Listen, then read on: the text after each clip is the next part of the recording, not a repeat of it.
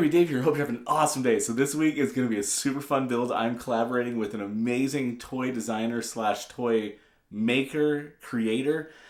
This guy has done something awesome, and if you haven't heard of 9 to 5 Warriors yet, you got to check them out. They are so great. I will leave links below because these are amazing and awesome toys.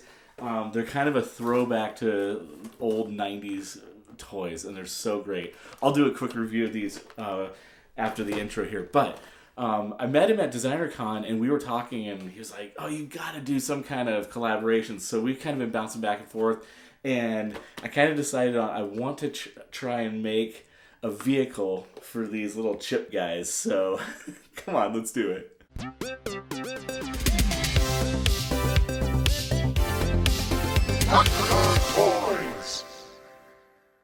Alright, so here are the 9 to 5 Warriors. This is Tech Sergeant Scotchy, and the cool thing about these is they are all built off of office supplies. So you got the eraser here, major eraser, and you can see all the little pieces are built from like paper clips and rubber bands and erasers and a donut lid. This is Colonel Custard here, and the artwork is so amazing. You've got to check out 9 to 5 Warriors. He has done such an amazing job with the storyline and the artwork. He's got a cool lunchbox. It's great. So I'm going to use Commando Crisps for my build because I want to build a vehicle that he can be driving around in the office. Now the cool thing is this little guy clicks together, and it's 3 little chips so they can like break apart and attack people, and it's awesome. These guys are part of the Break Room Bandits, and then the other crew is the Water Cooler Commandos. So I'm going to go with the Break Room Bandits. Got a little X-Acto blade there. So the cool thing is all these things are built from things that could be found in the office or in a trash can. So he is just awesome. I love this.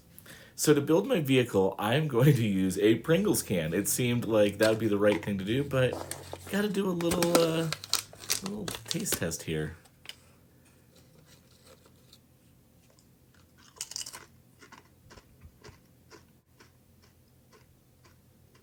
All right, now that I've verified that the chips are good, just kind of marking out some spacing here where I'll cut some holes. I've got some pencils. I'm going to use these as the axles for the vehicle itself.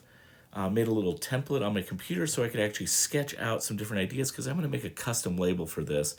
And what I want to be is these fire chips because I wanted flames run up the side like it would be a hot rod. Almost like a Rat Fink where he's got a little shifter knob and he's flying through the air.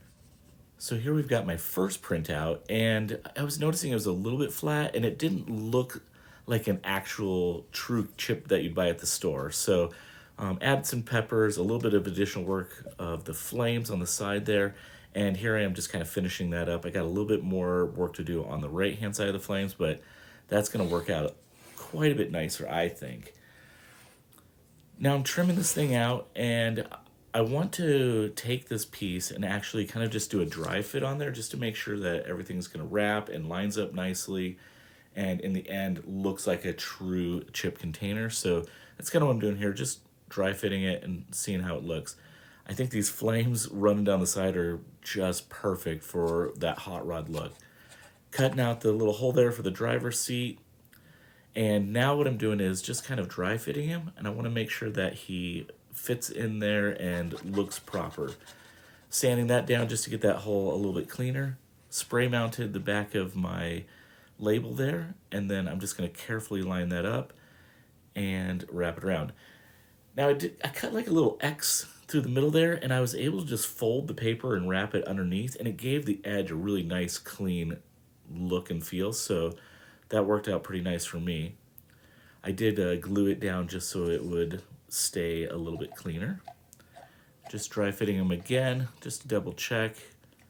And one problem that I have is there's a pretty large gap, so what I did was I took some scrap foam that I have, and I actually pressed him down into it so you can see there's a little indentation where his feet go.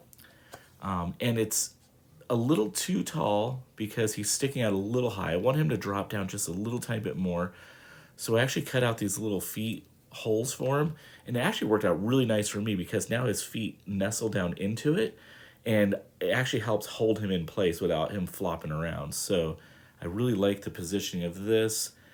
Yeah, the gap between his chin has a nice little gap, and he'll have his arms up where he can do the shifter. So just gluing this into place. Now, while the hot glue is still hot, I went ahead and refit him in there one more time, kind of adjusted it, got it exactly where I wanted it to be, and let that dry.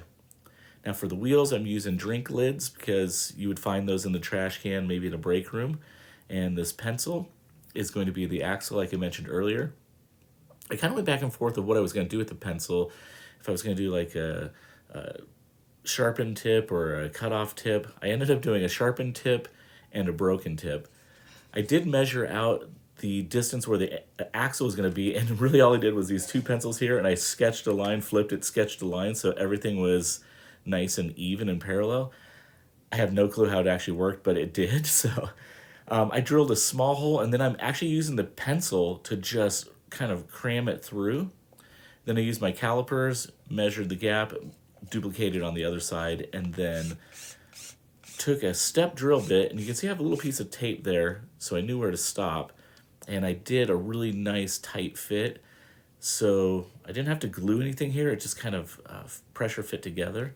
But my crisps is crooked. It's driving me insane. Like, I was just eyeballing putting it on, so I'm gonna rip this off and try again. It's not a total loss because I need to paint that black anyways, so that's gonna work out. Now, a lot of times you'll see things just end up looking perfect on YouTube, but this actually took me about 7 tries to get it right. But it was well worth it because look at that gap where the flame is there, the gap where the flame is here, the centering of the word crisps. Yes! Oh, it makes me so happy. I'm using a paper clip as the shifter, and I'm trying to stay true to everything could be found in the office. And you're asking, so what's this little ball? Well, that's the thing in the office that you find in your drawer, and you're like, what's this from? So, yeah, it's still found in the office. Don't worry about it. I just gluing that on the paper clip there, and his hand, the way it's shaped and molded, it works really nice as if he's kind of just ripping through some gears, flying through the air. I got some bendy straws for the exhaust. And the way I put this all together was I just drilled a small hole and then took the pencil and kind of just forced it in there to make that hole a little bit bigger. Snipped off the end of the straw there, kind of at an angle. Now this was the headlight, and I was trying to glue a paper clip and do like a little mount, but the super glue just did not stick, so I'll hot glue that a little bit later. But for the time being, I think I'm going to take all of this outside and spray paint it and get it ready to put together. I painted all the lids black, and then you can see I'm just kind of doing a nice little pressure fit of the pencil through the chip container, and then the caps just pressure fit on there, so no glue needed. There's a little bit of hot glue on that chapstick lid. Again, those are those little mini chapsticks from your dentist.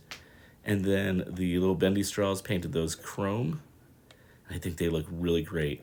I'm gonna make those a little bit bigger later, but the back portion here, I was like, oh, that looks awful. I don't know what to do with that. And then I was thinking, oh, look at that Break Room Bandits. Look at that logo.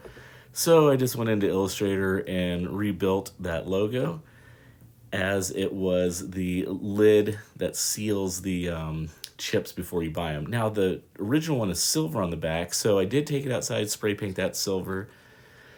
The paint did color shift this a little tiny bit, but once it's mounted and behind the plastic there, it was really not noticeable, so I'm okay with it. And I literally just kind of laid it on here, and I'm letting the lid hold that in place. I could glue it later, but this worked just fine for me. But that little bit of silver touch at the end, it's so subtle, but I really like it. And there we go. We've got a Break Room Bandit. He's got his little vehicle marked. I love it. Now, my buddy was like, oh, he needs a license plate on the front. And so I went into Photoshop and made this 9 to 5 and cut it out. I think it's such a nice little touch. just carefully gluing it on there. I did use some nail polish remover to remove the original expiration date that was printed across the bottom, just because I didn't want to distract from this. So there's the straws a little bit bigger. And then I wanted to do a little photo shoot. So this is just my kitchen table and I made it look like a little office space. I took a couple of Philips Hue light bulbs, kind of added a little bit of mood to that, held it, got a couple shots, and put this together in Photoshop. So stay tuned to the very end and I'll show you that. Okay, so I love these 9 to 5 Warriors. They're amazing.